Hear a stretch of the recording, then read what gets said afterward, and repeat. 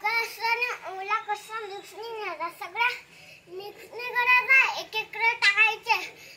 सुका मध्ये ओला